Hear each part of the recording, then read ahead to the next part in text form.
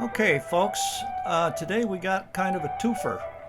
Um, we're really looking at the Zeiss Oberkochen 8x30Bs.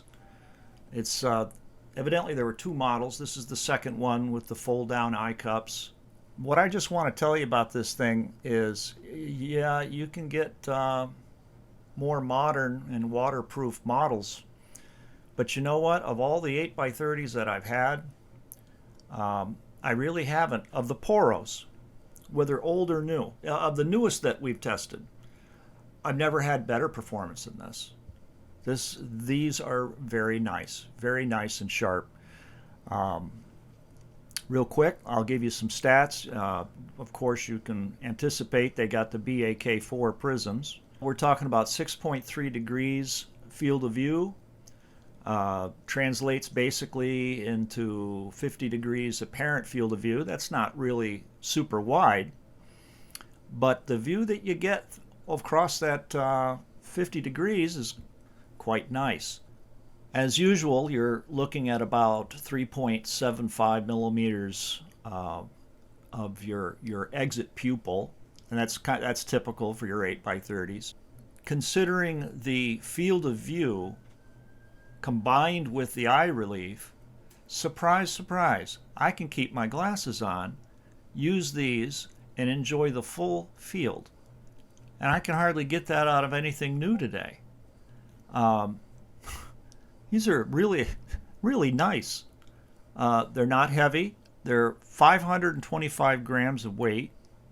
I don't consider that much at all. They're very delightful. And the best part about these is while they're not new, they're not a waterproof design, they don't have ED lenses. Nonetheless, the sense that you get with these is that you got a little bit of class. It feels like a fine little sports car or something. Um, your center focus, it's solid, it's butter smooth. Diopter's the same. Probably the one thing about it that many people wouldn't like is it does have what some people will say it's got that yellow hue to it in the glass, but for me it's almost brownish. It has kind of a light brownish hue. Not too disturbing, but it did make me think that maybe it would be a little on the dark side and perform poorly in our testing of resolution. But we dragged it out, did the 1951 test target routine at 60 yards as always. It actually produced group -1, element 1, which is absolutely normal for 8 power when you have this small of a lens. It seems to be the typical grouping or size that we can make out if we're using 7x50s or 8x30s, and it seems like the magnification versus the objective size, it just all equals out. If they're good quality, they will come in at about that size. If they're not, like you can see on some of our other reviews of, say, the Carsons, it'll usually come in at group -2, usually element 5 or 6, somewhere in there. But again, this was done on the same day that we tested our ZOM 7x50, and the target was in the shade. It did not have full sunlight, so you can actually tack on up to an extra element there. They performed quite well, and this was testing against probably the best comparable sized binocular that I have, which is this Zoin 8x32 ED unit.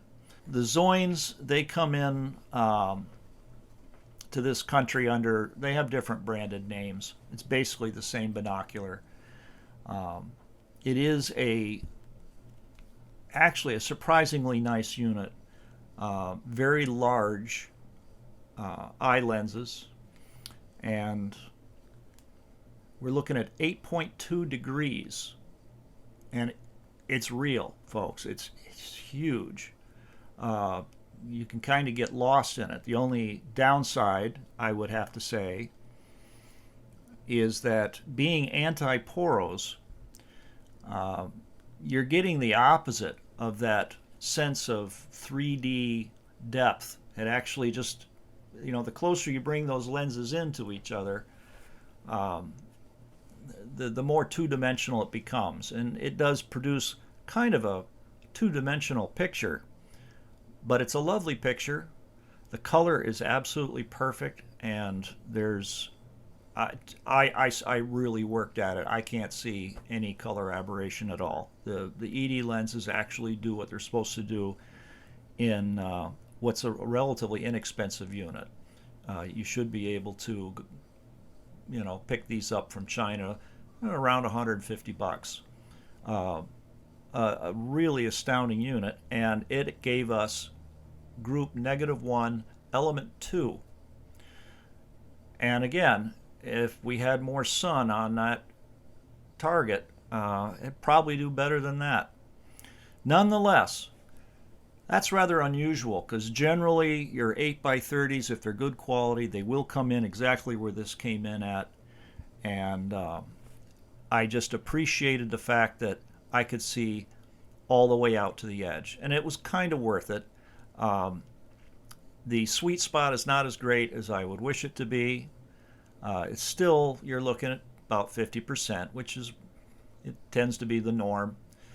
However, after you reach that and it begins to degrade, for some reason it seems to hold up for a bit, up to about 70% before it really starts rolling off. So it's a very nice and pleasant image.